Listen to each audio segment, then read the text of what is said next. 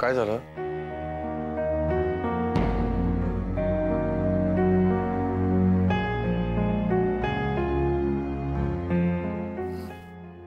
काही नाही काका, जरा डोकं दुखतंय माझं.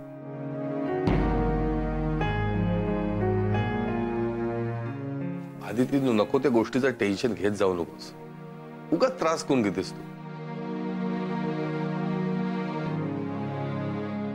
आणि मला नाही वाटत की तू कुठे चुकलीयस.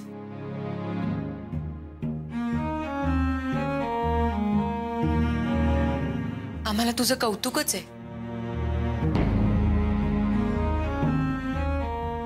करेक्ट.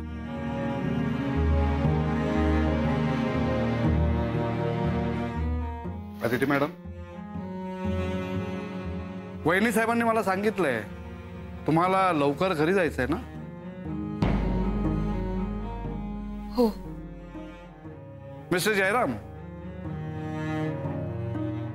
तुम्ही आदिती मॅडमना त्यांच्या घरी सोडा.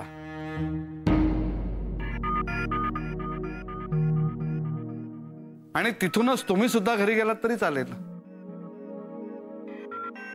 म्हणजे तसं वहिनी साहेबांनी सांगितलंय.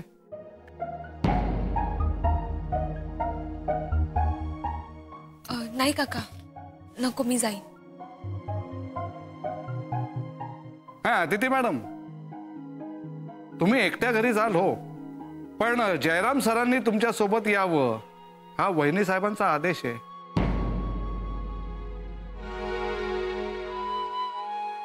आदित्य मॅडम, नवरे सर बरोबर बोलतायत. जयरामला येऊ दे की तुमच्या सोबत. आदित्य मॅडम, जा तुम्ही. जयराम,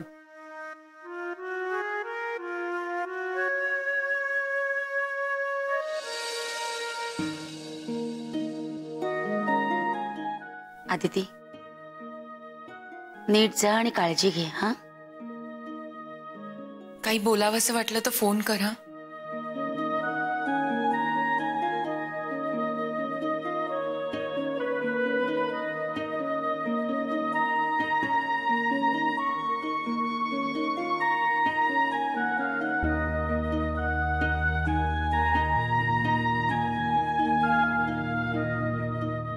वाह वाह वाह, उत्तम चाललंय हे.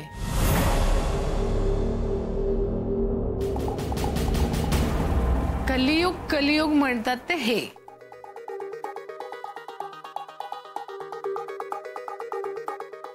ह्या मुलीनी तुम्हाला फसवलं. पहिल्या दिवसापासून तुमच्याशी खोटं बोलली ती. सगळे नियम तोडले, तुमच्या चांगुलपणाचा गैरफायदा घेतला. तिला कायमची सुट्टी द्यायचं सोडून भर पगारी अर्ध्या दिवसाच्या सुट्ट्यांची खैरात कसली वाटताय? अगं रजनी, बस आता.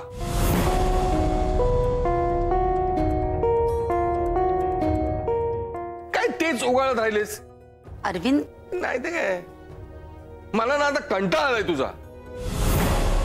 सारखं वाईट म्हणजे वाईटच बोलायचं. मी बोलतेय ते दिसतंय काका तुम्हाला, पण ती करतेय ते नाही दिसत आहे. अगं हो, पण तिने जे काय केलंय त्याचं काय करायचं आणि काय नाही करायचं हे आवड अविनाश सर बघून घेतील ना. तू कष्ट घेऊ नकोस. तुला ज्या कामाचा पगार मिळतो ना तेच काम कर. उगाच भरकडू नकोस वाटेल तिकडे.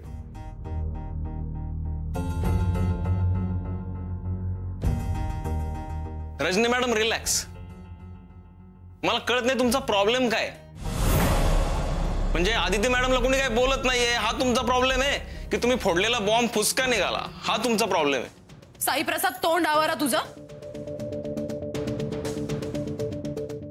आत्ता लागलायस कामाला, माझ्या नादी लागू नकोस. अहो तेच सांगतोय मी नवीन आलोय ना, अजून परमनंट पण नाही झालो. माझ्याशी भांडून काय फायदा आहे? अरे काय चाललंय तुम्हा दोघांचं? साई प्रसाद, असं नको बोलूस. रजनी, झालं ते खूप झालं. तुला जे सगळ्यांसमोर आणायचं होतं ते तू आणलंस ना. आणि आता जो काही निर्णय घ्यायचा तो आऊ घेतील. मग आता तेच सांगत होतो मी. अहो तुम्ही शांत राहा ना. अरे नको आणि आता हा विषय.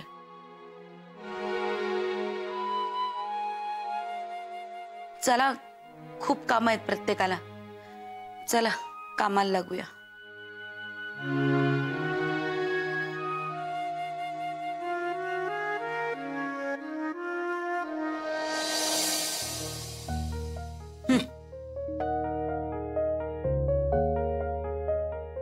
अण्णांच्या सूपची तयारी केलीस ना? हो केलीये. काय हो, हो. गेले 2 दिवस अण्णांचं पथ्य नीट सांभाळलं गेलं ना? म्हणजे काय, मला पण काळजी आहे. अण्णा मात्र अगदी खुशीत आहेत. गणपती बसवला म्हणून. जय अदिती सुद्धा अगदी खुशीत आहेत. काय हो, त्यांचं नाव काढल्यावर तोंड अगदी काही इतकं वाकडं नकोय बरं का करायला. हे बघा आलेच. काय ग, ऋषी पंचमीची भाजी आवडली ना सगळ्यांना?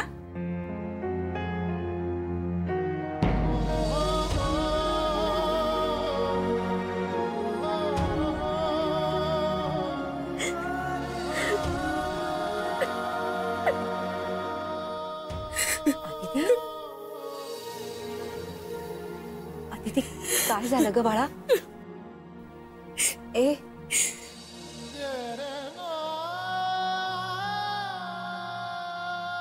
सांगितलं ना, आता परत परत रडायचं नाहीये. काय झालं रे जय? कुणी काही बोललं का?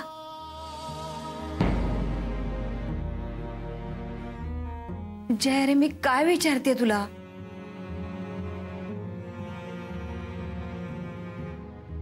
काकू, आज रजनीनी आदितीचं लग्न झालंय हे सगळ्यांसमोर सांगितलं.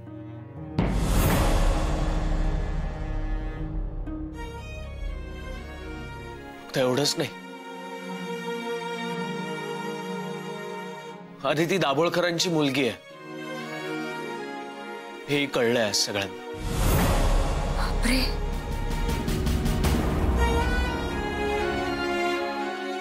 आणि तेही दाभोळकरांनी स्वतःच्या तोंडाने सांगितलं.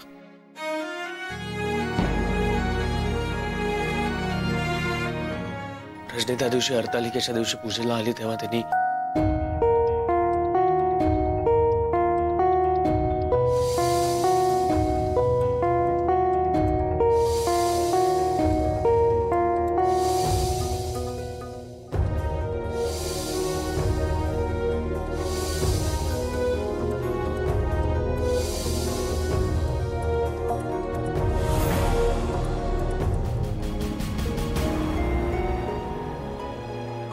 हे सगळं दाभोळकर बोलत असताना तुम्ही शांत होतात. त्यांनी काही बोलू नाही दिलं काका. काय हरकत काय होती सगळं सांगायला? एवढं सगळं ऐकून घेण्यापेक्षा सरळ सांगायचं, मी अदितीचा नवरा आहे म्हणून. जे बोलायचंय ते सरळ बोला, डायरेक्ट. अशी आडवळणं घेऊन बोलू नका. सांगायचं सरळ. बघितलंच तर काय होतंय ते पुढे. मी होतो ना तुमच्या मागे.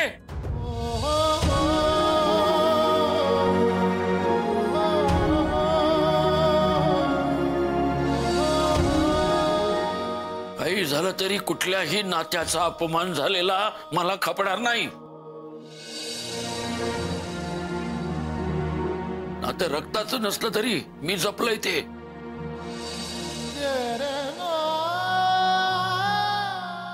काका, काहीही झालं तरी तुम्ही आमच्या पाठीमागे उभे असाल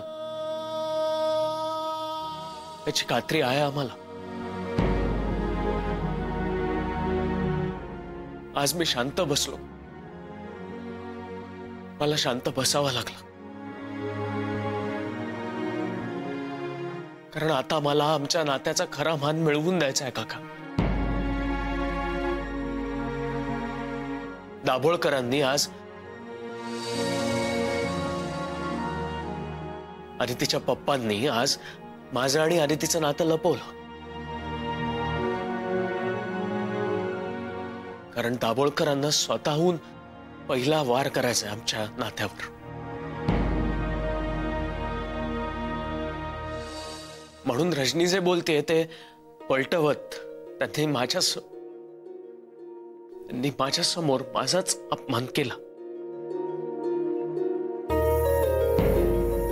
काका, मी अविनाश सरांकडनं कर्ज घेतलंय. आदितीने अण्णांच्या ऑपरेशनच्या वेळेला कर्ज घेतलंय आणि त्यामुळे आम्हाला ह्याच ऑफिसमध्ये काम करावं लागणार आहे कर्ज फेडण्यासाठी. आता हे कर्ज फेडूच आम्ही, पण मी काय करू शकतो ते त्याच ऑफिसमध्ये राहून मी त्या दाभोळकरांना दाखवून देणार आहे. भाऊ आणि सरांसमोर आम्हाला गुन्हेगार म्हणून नाही जायचंय काका.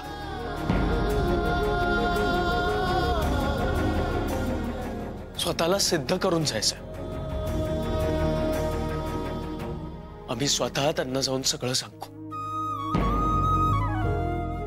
त्यांची माफीही मागू. आमच्याकडे वेळ खूप कमी आहे काका, पण जिद्द आहे. शिवाय तुमचा आशीर्वाद आहे.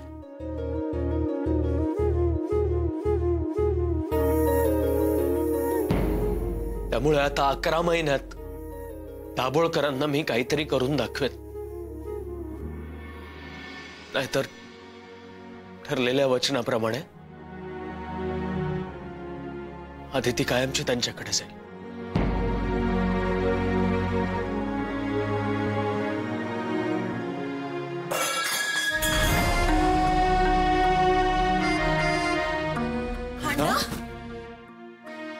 अण्णा अण्णा अण्णा सावकाश, हळू. जे पाणी दे. अण्णा, अण्णा काही होत आहे का तुम्हाला?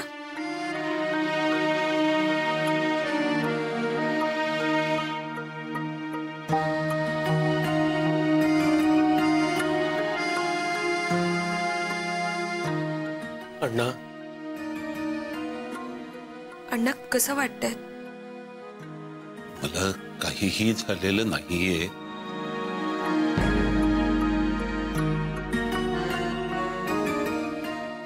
अण्णा, चुकलो आम्ही.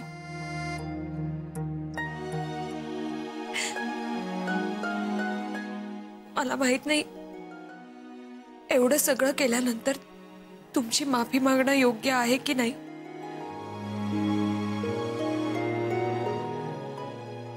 प्लीज आम्हाला माफ करा अण्णा, प्लीज माफ करा.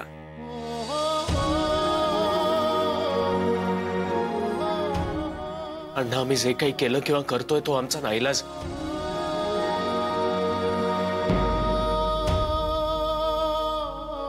तुम्हाला हे सगळं सांगितलं नाही खरं, तुम्हाला त्याचा त्रास झाला असता म्हणून मग हे असं खोटं वागत राहिलो. खूप त्रास देतो ना आम्ही तुम्हाला. तुम्ही आम्हाला वाटेल ती शिक्षा द्या, पण प्लीज अण्णा आमच्यापासून दूर नका जाऊ. आधीच या सगळ्यामुळे आम्ही खूप जवळची माणसं गमावली.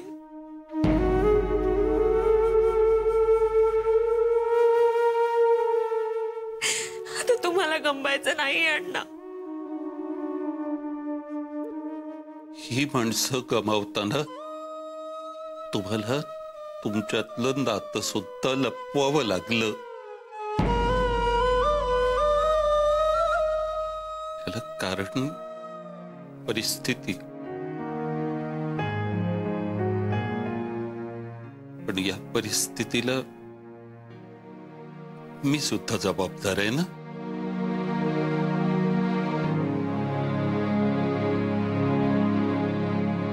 जे तुम्ही ऑफिसात अनोळखी असल्यागत वावरत आहात, नोकरी टिकवण्यासाठी मनावर दगड ठेवून खोटं बोलत आहात, सतत एका भीतीच्या छायेखालती वावरता कोणीतरी आपल्याला पाहिल म्हणून. तुमच्या या सगळ्या गोष्टींमागे मी सुद्धा कारणीभूत आहे.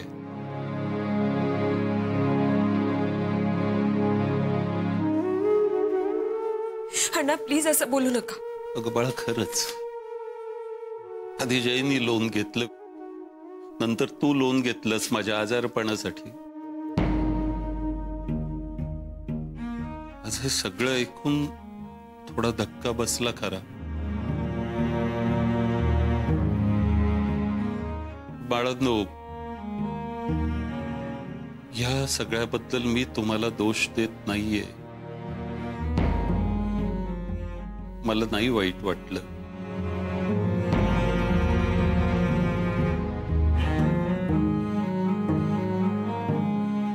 मी आतापर्यंत समजत होतो की सगळं काही व्यवस्थित चाललंय,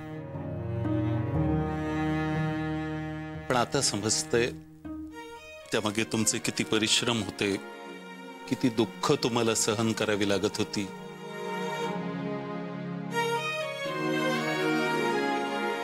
आणि सगळ्यात महत्वाचं म्हणजे ते सगळं तुम्ही तुमच्यापर्यंतच ठेवलं.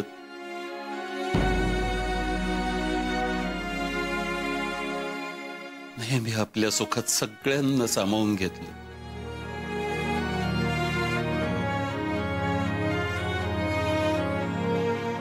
पण आपली दुःख मात्र कोणाच्या नजरेत सुद्धा येऊन नाही दिलीत.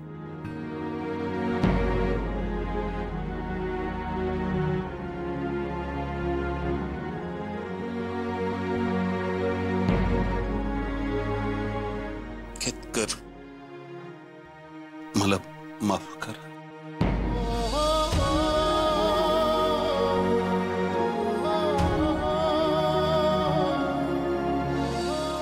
काय करताय अण्णा हे तुम्ही? मला बोलू द्यात.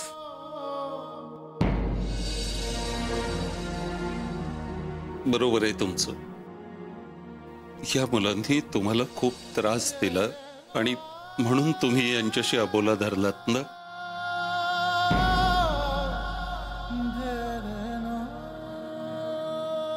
बरोबर आहे तुमचं केतकर.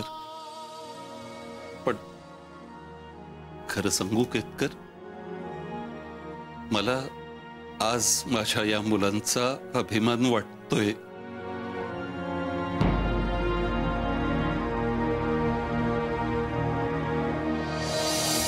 इतकं हो, ज्या मुलाकडून मी कधी कसलीही अपेक्षा केली नव्हती, तो मुलगा माझ्यासाठी, आपल्या माणसांसाठी एवढा झटतोय, एवढं करतोय.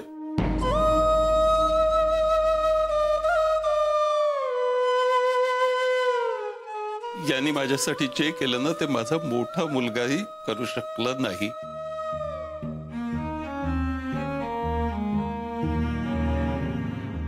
मात्र मी ज्याच्याकडून अपेक्षा केल्या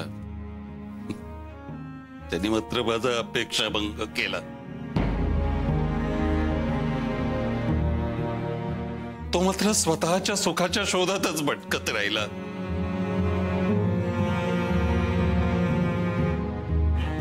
माझ्या या मुलानं आणि या सुनेनं स्वतःच्या सगळ्या सुखांचा त्याग केला.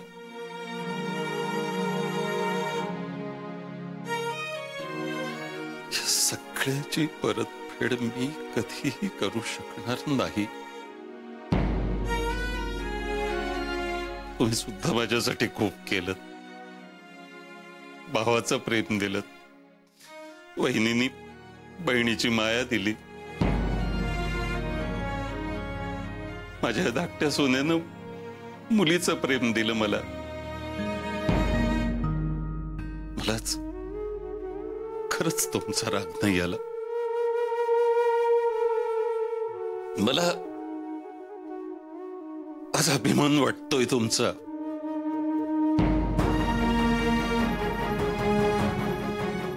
मान्य आहे, या सगळ्यामुळे तुमच्यापासून बरीच माणसं दूर गेली असतील, पण मला खात्री आहे एक वेळ अशी येईल की ही सगळी माणसं तुमच्या पाठीशी उभी राहतील.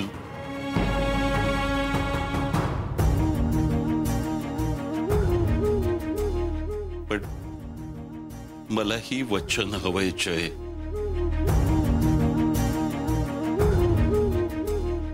11 महिन्यानंतरही तुमच्यात कधीही दुरावा येणार नाही.